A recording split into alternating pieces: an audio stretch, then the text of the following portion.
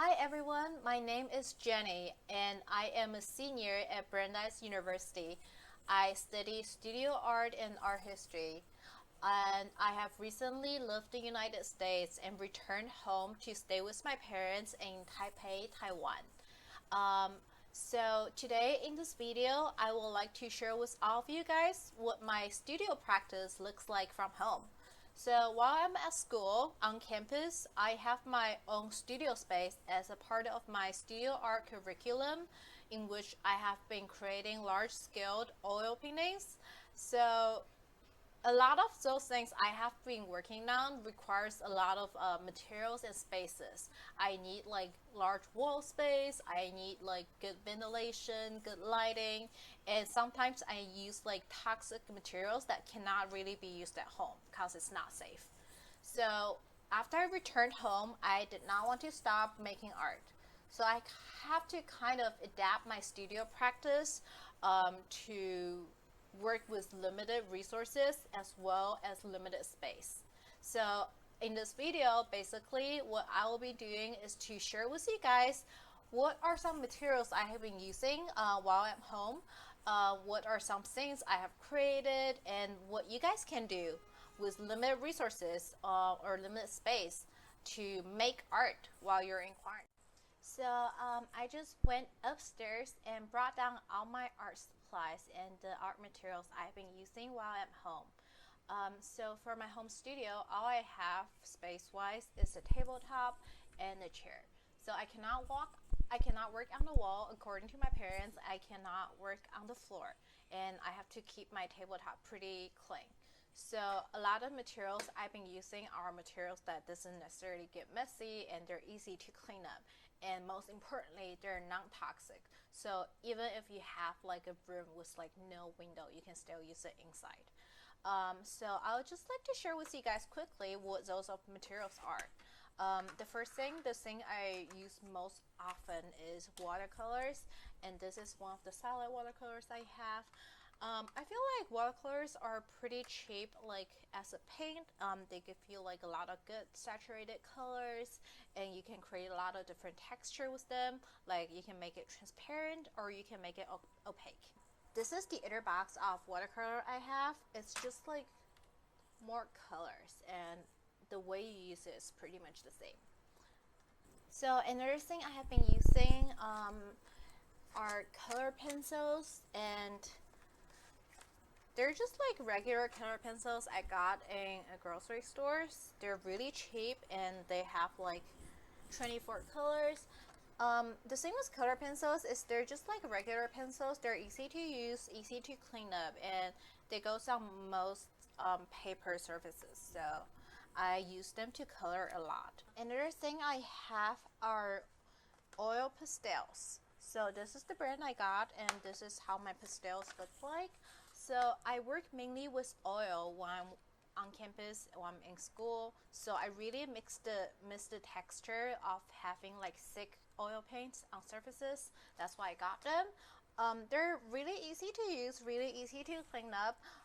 The only disadvantage of this, I would say, is that sometimes if you are not careful, you get really messy when you're drawing, because it's oil, it could get on your hand or get on your clothes. So yeah, that's the only downside. But compared to paints, it's still a pretty,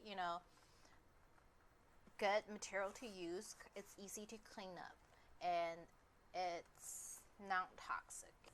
Another thing I have are micro pens. They're just drawing pens that has like different thickness, and I mainly use them to trace the pencil sketches or pencil drawings or outline things I've done on paper. And I will show a drawing process later where I'll be using all of the materials I just displayed and showed you guys. So I'm just gonna quickly show everyone around my studio space.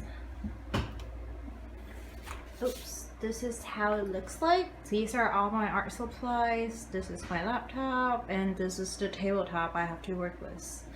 So today I have color pencils, micron pens and my watercolor, and I'll be using those materials to complete a small drawing I have been working on. I already have a pencil sketch, so all I have to do later is to finish the sketch and outline it with my micron pens, and I'll be coloring it with watercolor as well as color pencil.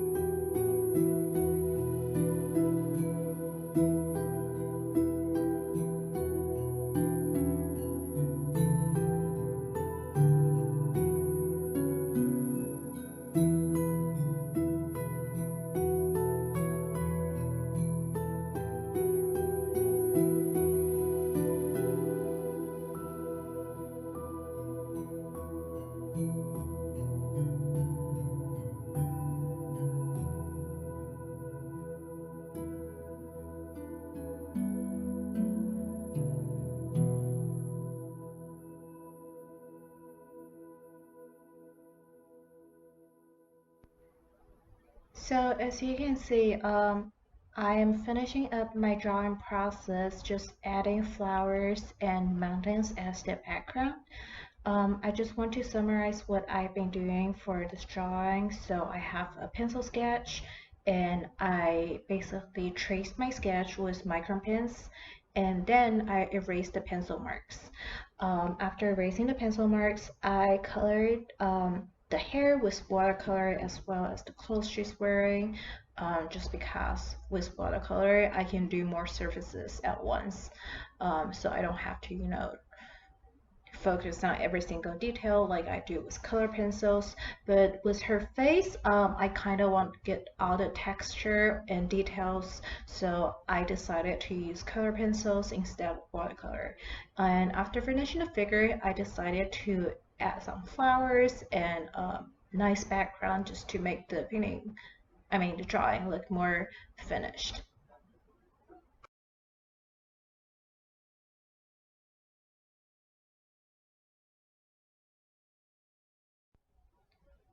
So this is a picture of the drawing I just did, and this is just my process of creation, but I want to let everyone know that art can be very dynamic and it's very free, so you don't necessarily have to approach it the way I did.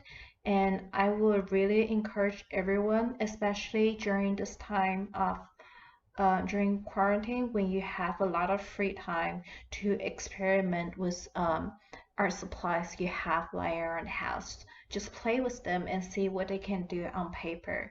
You don't even have to draw a figure with background. It can be anything really. And you don't even have to use art supplies. You can use like creative materials like coffee grounds or other food that has like coloring. So I really excited to see what you all can make, and hopefully you guys can share with your communities online. So here are just a couple of drawings I have been working on at home for my thesis for painting. And these are definitely bigger and more complex than the small drawing I just did. I've been doing a lot of layering with like different materials, including gouache, watercolor, markers, pencils, crayons. The idea I've been thinking about behind all those drawings are personal traumas growing up in a traditional Asian culture. So I have been looking at my own pictures from elementary school and middle school and thinking about how all those things I have experienced as a child, with my background and my experience, how they construct me as a person.